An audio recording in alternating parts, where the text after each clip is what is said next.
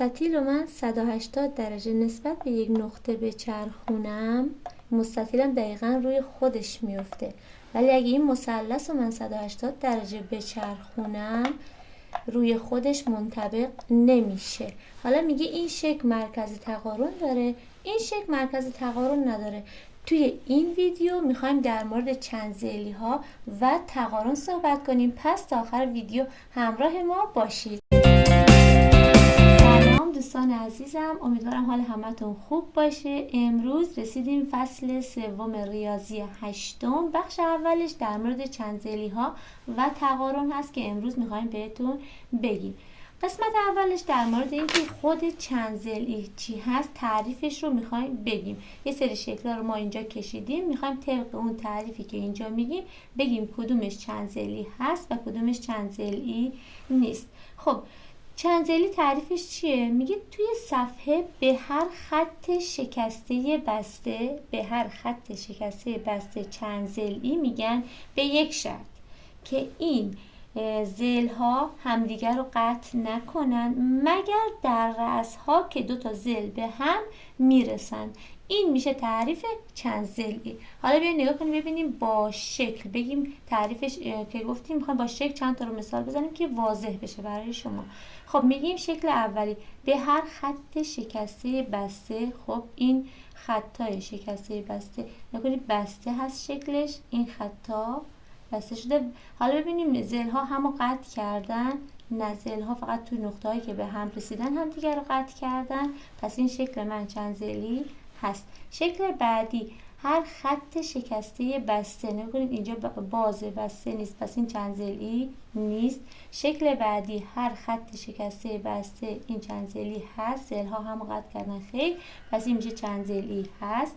شکل بعدی نکنید شکسته بسته هست ولی ضلع ها همون اینجا قطع کردن، پس این چندضلعی نیست. میریم شکل بعدی. گفته هر خط شکسته بسته، این اصلا خط دایره جزء چندضلعی ها نیست، جزء سهمی هاست که توی مقاطع بالاتر این رو میخونید، پس اینم چندضلعی نیست. مربع که اینجا کشیدم چندضلعی هست، مشخصه. مثلث متساوی الاضلاع هم چندضلعی هست. یه سری چندضلعی ها هستن که بهشون میگن چندضلعی منتظم. توی این 7 شکلی که کشیدم 2 تا از شکلام چندضلعی منتظمن.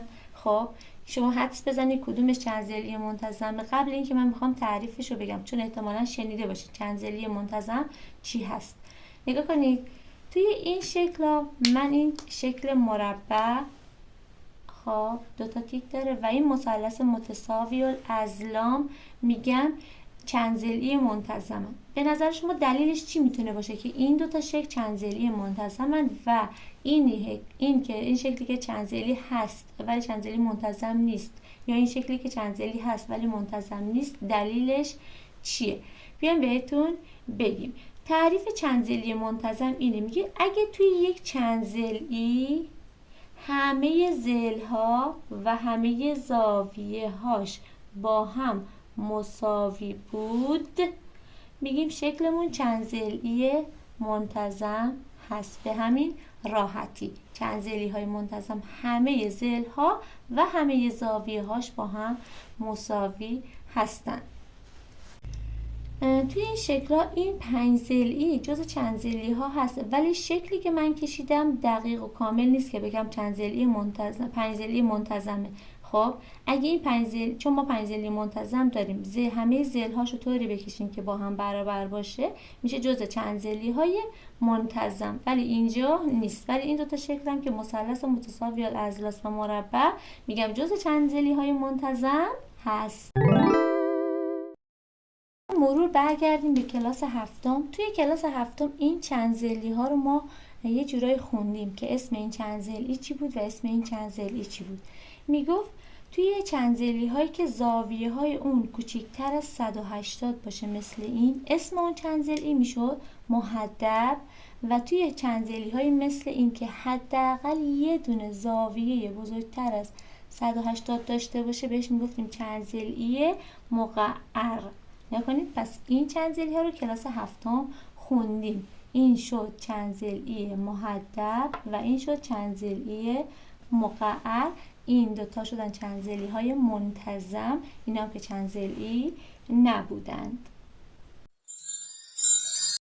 توی سالهای گذشته با خط تقارن آشنا شدین. خب اینجا کلاس 8 یه مرور فقط میخوایم ببینیم این چند تا خط تقارن داره و هر کدوم از این چند ضلعی های منتظم چند خط تقارن داره. اگه ما بیایم خط تقارن این مثلث رو رسم کنید، بذارید من این تیکاشو پاک کنم. چند ضلعی های نکنید خط تقارن این دقیقا شکل من رو به دو قسمت مساوی تقسیم میکنه. شکل من رو به دو قسمت مساوی تقسیم میکنه. شکل من رو به دو قسمت مساوی تقسیم میکنه. این مثلث یا این سه ضلعی شد دارای سه خط تقارن. خب حالا این مربع رو نگاه کنید. مربع من اگر از اینجا یک خط بکشم، یک خطم از اینجا بکشم، یک خطم از اینجا بکشم و یکی هم از اینجا بکشم، میشه 4 خط تقارن.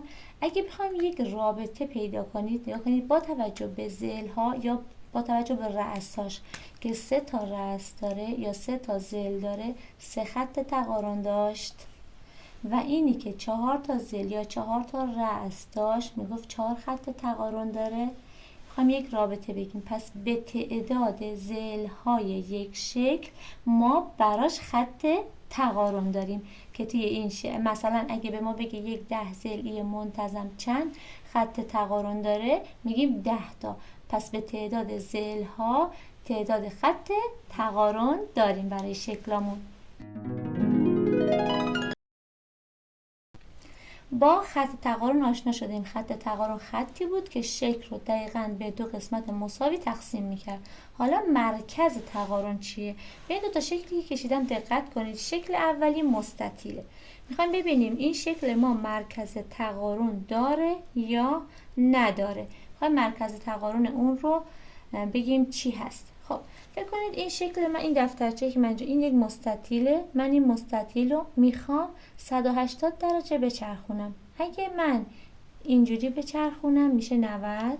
خب نسبت به حالا میگم و اینجوری بچرخونم میشه 180. مستطیل من دقیقاً روی خود همون مستطیل اولی منطبق شد. خب ولی اگه مثلث، این مثلث رو فکر کنید اینجا من نسبت به این نقطه میگم ها، یک نقطه میخوایم نسبت به اون 180 درجه بچرخونیم. این مثلث منه. خب این نقطه است، میخوام 180 درجه بچرخونم. میخوام این رأسش این رأس این ماژیک من باشه. خب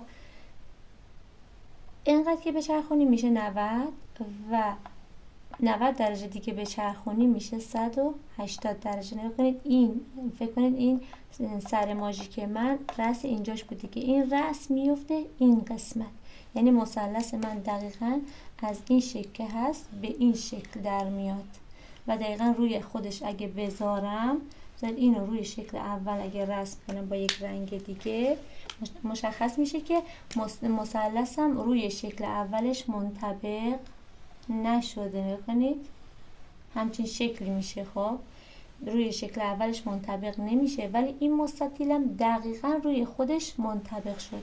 میگیم این شکل مرکز تقارن داره ولی این شکل مرکز تقارن نداره.